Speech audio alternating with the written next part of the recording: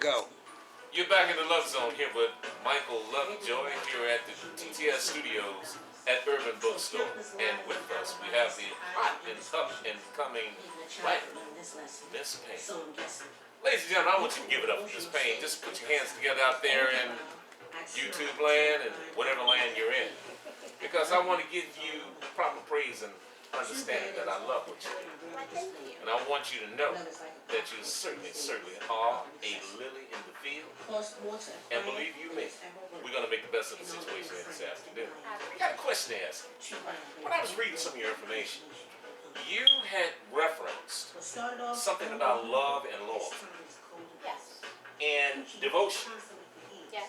And you said they are rare, precious jewels that every woman seeks. Yes, we do. Now, is that something that was passed down, or is that something just recent, or is something that always has been, in your estimation? Personally, I believe it's a view, it's a assumption, not assumption, it's a need that over time.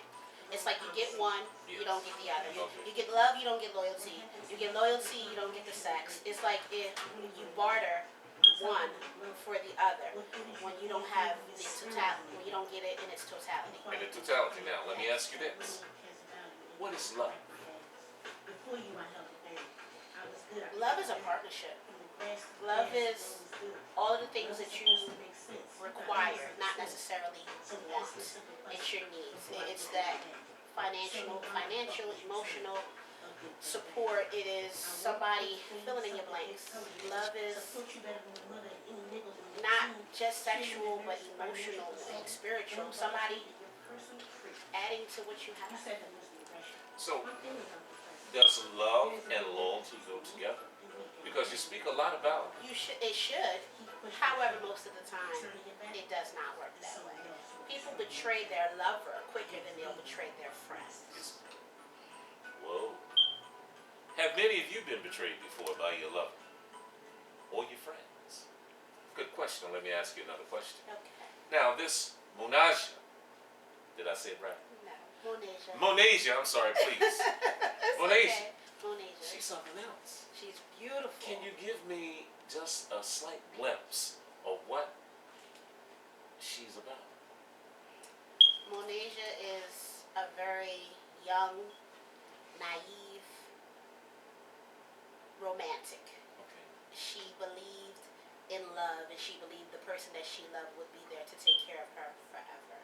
And when the harsh reality that wasn't the case, that eventually she would have to take care of herself, became very present in her situation, she was bewildered. She was lost, devastated.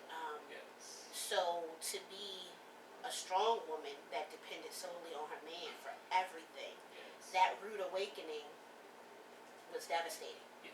Emotionally, physically, luckily not financially in her particular predicament, but for the most part, she was lost without her. In her description that you Yes. gave, and you told me when I talked to you on the phone, you said that you're a fictional writer. This is fiction. Now, let me ask you this. Yes. In your explanation and in your experience of writing Yes. and researching and doing what you do, is she part of you? Every character is a part of me. Okay. The male characters as well as the female Okay. characters.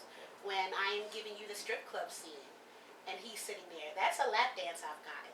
That's a place I've been, either personally Okay. or mentally. You know what I'm All right, saying? now, fellas, now don't be called in the studio talking about you want a lap dancer now, okay? But no, I mean, to be aware of one's sexual desires or appetite is just to be whole, and I think I am a complete woman. Chaka Khan said it best. You are everyone. Okay. Believe me.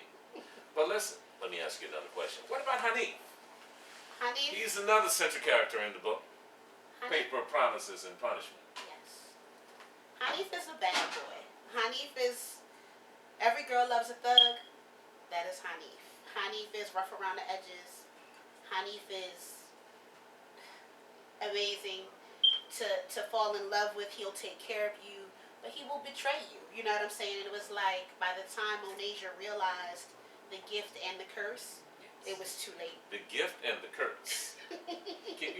expound on that a little bit, please? The gift and the curse. The Is there gift- such a thing anymore as a white knight riding on a white horse? I'm a romantic, so I would say yes. Yes. I believe Lamar. I believe there is a good. Every pot has a lid. Yes. It is one of those old Southern sayings. And every dog got a day. Is that right? Yes, you're right. Okay. So with that being said, I believe yes, you can find your ideal. Mhm. Yes, there is somebody out there that is going to fill in your gaps Yes. and allow you to excel to the next level, whatever it is, whether it's spiritual, whether it's financial, whether it's career, whether it's social, whether it's personal, whether it's sexual. There is somebody that is going Absolutely. to come into your life and allow you to evolve to that next level. Absolutely. Now, sex is a big theme in your writing. Yes. very Now, let me much ask so. you this. Sexually, are women being handled and taken care of the way they should?